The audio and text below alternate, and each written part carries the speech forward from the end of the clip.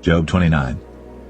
Moreover, Job continued his parable and said, Oh, that I were as in months past, as in the days when God preserved me, when his candle shined upon my head, and when by his light I walked through darkness, as I was in the days of my youth, when the secret of God was upon my tabernacle, when the Almighty was yet with me, when my children were about me, when I washed my steps with butter, and the rock poured me out rivers of oil, when I went out to the gate through the city, when I prepared my seat in the street, the young men saw me and hid themselves, and the aged arose and stood up.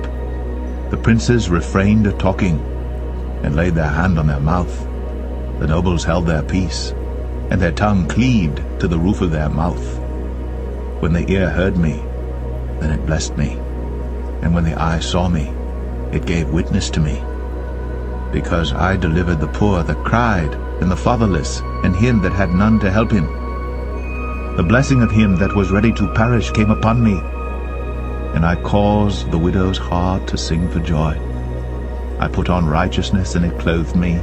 My judgment was as a robe and a diadem. I was eyes to the blind, and feet was I to the lame. I was a father to the poor, and the cause which I knew not I searched out.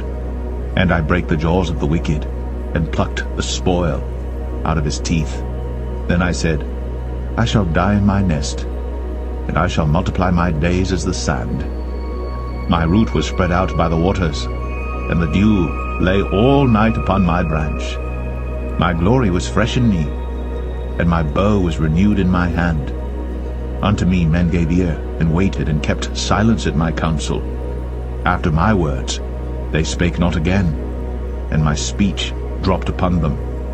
And they waited for me as for the rain, and they opened their mouth wide as for the latter rain. If I laughed on them, they believed it not. In the light of my countenance they cast not down. I chose out their way, and sat chief, and dwelt as a king in the army, as one that comforteth the mourners.